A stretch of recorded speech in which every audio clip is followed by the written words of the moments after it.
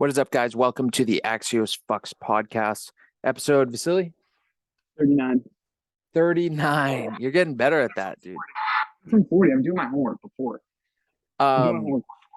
So we have some big news. First of all, I want to start with saying this. If you guys are a real estate agent and you need any help from me or Vasily, reach out to us. We have, been in this industry combined over 4 years. And we can show you guys how to get ramped up, get started. The failure rate for realtors is so high, and now less realtors are even getting in the industry.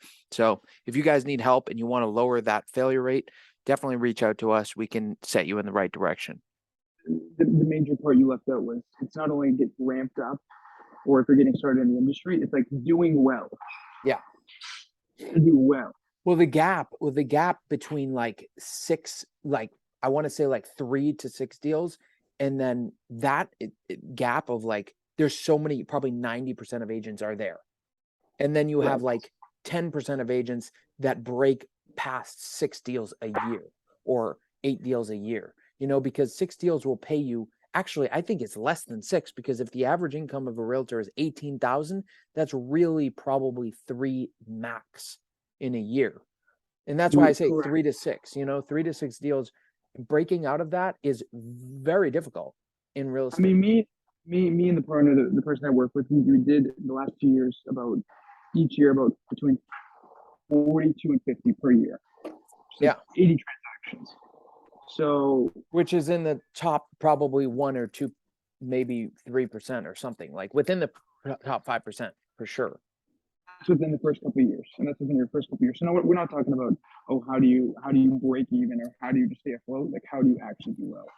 That's exactly. That's a big difference. It's a big difference. Yeah. I mean, think about it. All of probably a majority of the mentees that we have, they have full-time jobs. So mostly they're not able to transition to full-time, because if you're closing 3 to 6 deals a year, you can't really transition full-time. No, after taxes, no. And I apologize in advance. I'm in Dunkin' Donuts, but yeah, Vasily's in a Dunkin' Donuts right now, getting his pumpkin spice latte. Oh, dude, my life is just completely. It's just so. It's all over the place. In the place in Hyde Park for about a month and a half. Immediately moving out. I remember Vasily lived in that place for a good 2 weeks. I've probably been there actually days, maybe total of 8. And now I'm gonna be moving to Dorchester. Mm-hmm. So, but let's get into what you want to talk about, and then I have one thing. So we're gonna keep this in for 10 minutes. So I'm gonna put you on the gun for about 3 or 4 minutes. I'll go back and forth, and I'll jump into what I was talking about. Perfect. So I'm extending my trip. In July 7th. I actually, if you guys go back probably about 2 or 3 episodes, I told Vasily, it's all, if I continue traveling, it's going to be based on if I can get paid in October.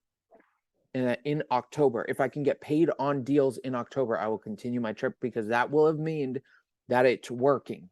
Meaning that's 90 days from when I left, if that's about how long it takes to get paid on deals, about 90 days from the moment that you speak to the client to them getting under a listing, to them putting it on the market, and then you getting paid. It's about, in between 60 to 90 days about.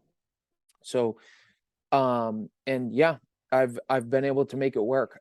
Actually, speaking of it, last week I put another listing on, and then I just got off a call.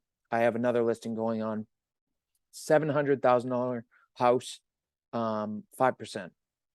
Typically I don't like to go under 6, but if I'm going to be in, Europe, I'll be fine with that.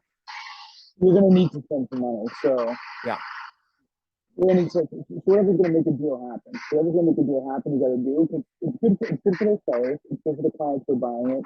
And whatever it takes, there comes a point where you got to adjust. Exactly. So if you can just talk a little closer to the phone when you're talking, just because I don't know what they'll be able to be hearing, but it's I can hear you, but I just want to make sure that they can too. Yeah, so someone was just sweeping under my feet.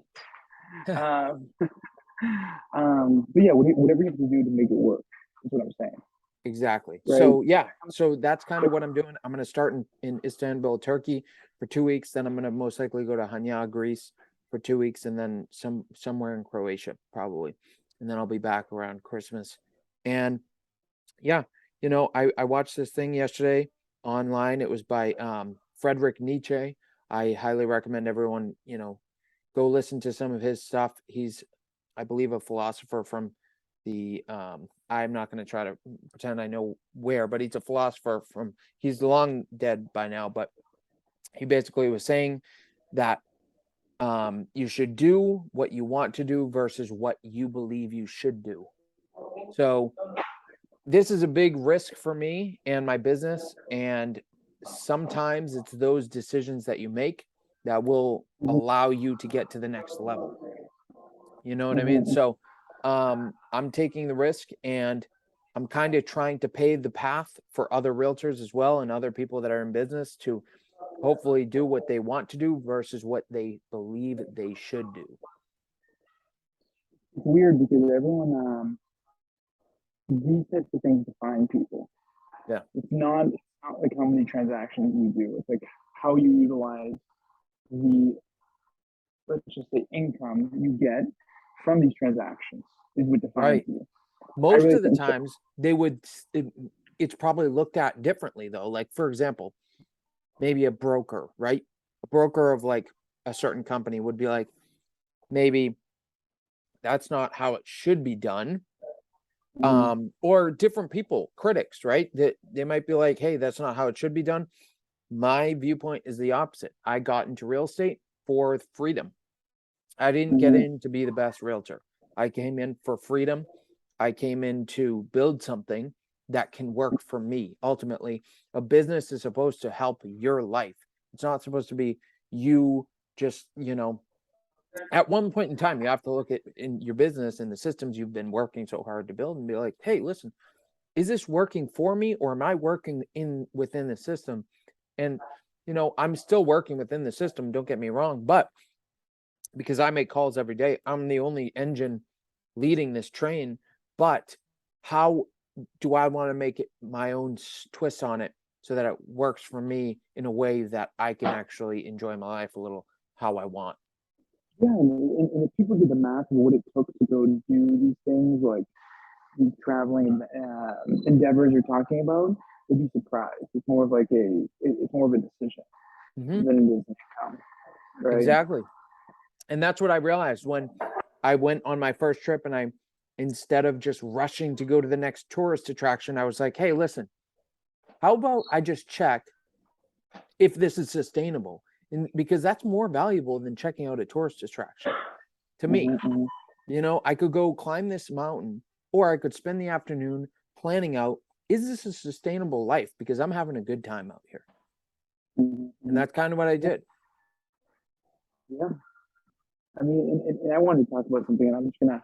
It'll be very very quick. But I told you about a conversation I had with someone yesterday. I was with someone Yep. all day yesterday, and this person is closer to 40, and they're doing really really well for themselves, right? Really really well, top 1%, easily top 1%, like probably top 0.2%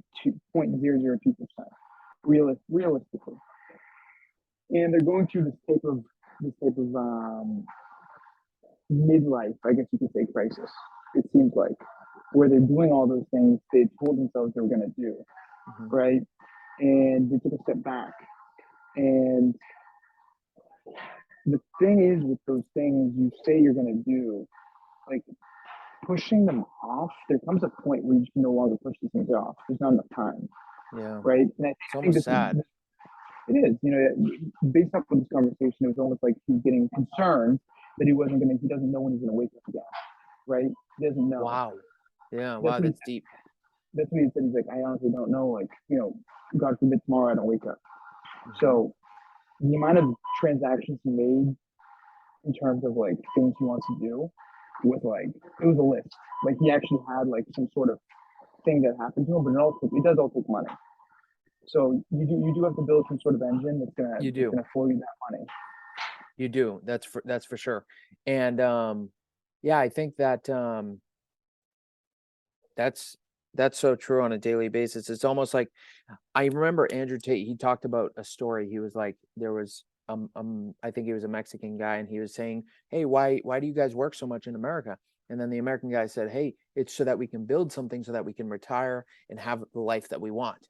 And he said, Mm-hmm. "Why don't we just do that right now?" And it's almost like you have to build something. You do need money. You do need to be sustainable, Mm-hmm. and you do want to be able to build. But there is this misconception, I believe, that you can't do both at the same time. I think that's a limited belief. If we can get on the moon, if we can, have everyone have, an iPhone and be connected worldwide, all these amazing things can happen. Why can't I run a business from my laptop and make it the same, if not more money, living off of the same amount? So for example, my rent in Florida was $1,500 for a beautiful condo. It was 2 bedrooms on a golf course, $1,500. My rent in Turkey and Colombia for a month was less than that. It was less than that. Or the Turkey ones that I was looking at, they were less than that. But the ones in Colombia, they were less than that. So then you have to take into account, okay, you may have a $500 Verizon bill like me the last 2 months, $500 each month. So you will incur other costs. But if you can sustain the same amount of income, if you can have that those $10,000 months or $15,000 months every single month consistently, and you can do these type of things that the internet has allowed us to be able to maneuver, then really you just have to look yourself in the mirror and be like, hey, do I want to do that? If I do want to do that, why am I not doing it? Maybe I haven't planned it out. Maybe I, whatever. Now, other people have different things. Some people want a Lambo. Some people want, just security. Some people just want a bunch of money in the bank just to feel secure. It's a decision. For me, I don't need a Lambo, and I do want actually security. I do like the idea and the feeling of security, but I also want adventure. And one thing I posted today is the fact that crippling boredom results within me when I am not feeling extreme like pain or stress or some sort of excitement that's pulling me. Nothing worse. There's nothing worse. Mm-hmm. Do you have anything else? No, let's keep it at like 10 minutes on the dot. Keep it at that. Cool.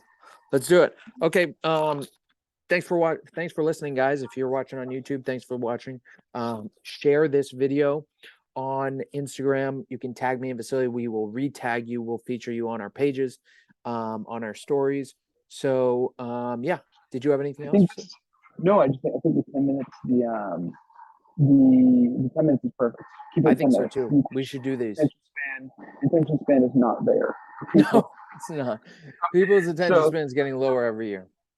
Yeah, so let's keep it at that. Okay, Christian. Well, I will see you guys later.